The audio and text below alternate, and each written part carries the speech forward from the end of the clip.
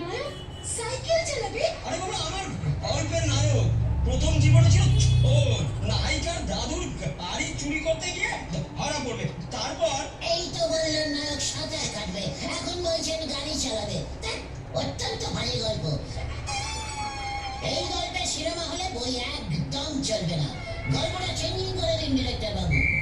নায়ক তার নায়িকাকে নিয়ে রিক্সা চালিয়ে হাওয়া খেতে বেরোবে, আর ওই রিক্সাটাই ছিল নায়িকার দাদু।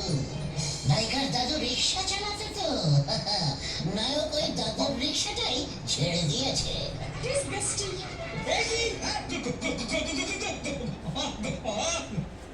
ওটা গু হবে, গু গু গু গু গুলটে। গল্প আমি চেঞ্জ করবো না। ঠিক আছে, তবে না আমি গাড়ি চালাবো। আরে ভয় পাস না তোরা, নায়ক হতে গেলে এমন অনেক রিস্কিং নিতে হয়, বুঝলি? এই যে শুনুন, তাহলে আজ বিকেলের মধ্যেই ওই গাড়ি চালিয়ে এখানে আসবেন, আমি দেখবো গুলটে। আরে আমি ওই হলো, আমি যা বললাম তাই। তাহলে আমি নায়ক হলাম তো? গাড়ি লাগবে তারপর। চল তোরা, আজ বিকেলেই আপনি দেখতে পাবেন। ডিসগাস্টিং।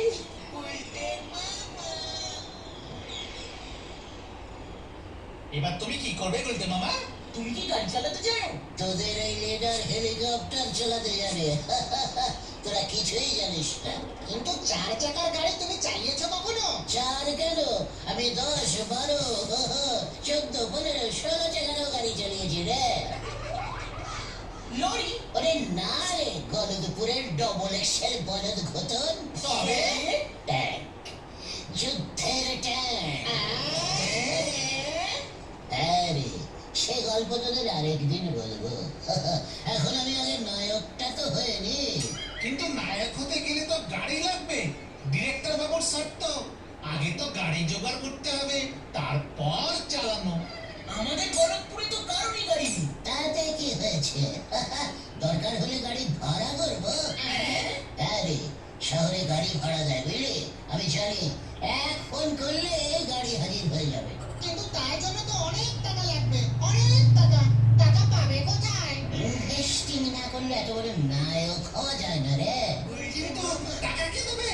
কেন, গোবিন্দ গুছাই, গলতপুরের একমাত্র বড়লোক। আবার ওই ঝোলা গোবিন্দ আবার ঠ্যাঙানি খাবে কিন্তু গুলটে মামা। স্মল মুখে বিগ টকিং করিস না ভেন্ডে। এবার গোবিন্দ গুছাইতি টাকা দেবে। গোবিন্দ, ওর মতো একটা কিপ্টের লোক আমাদের টাকা দেবে? হ্যাঁ দেবে, আলবাত দেবে। ও যখন শুনবে আমার মতন একজন বিখ্যাত উঠতি নায়ক ওরে ছোলা গুড়ের অ্যাডভার্টাইজিং কম রেটে করে দেবে, তখন দেখবি সুর করে টাকা বার করছে। হ্যাঁ রে, সিনেমার হিরোদের দিয়ে বিজ্ঞাপন করালে মার বেশি বিক্রি হয়, তোরা জানিস না? জানি তো, তা বলে তুমি? यस, मैं हूँ नायक गुलटे कुमार। শোন গলদপুরের বলদগণ, আমার প্ল্যানিংটা মন দিয়ে শোন।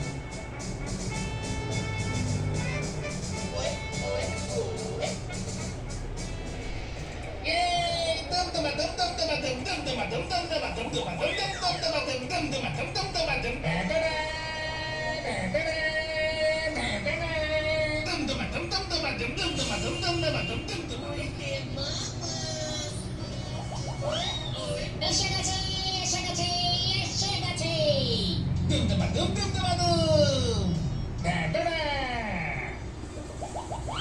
বাজারে এসে গেছে গলদপুরের বিখ্যাত ছোলা গোবিন্দ, মানে গোবিন্দ বাবুর খাঁটি ভেজাল শুদ্ধ ছোলা গুড়।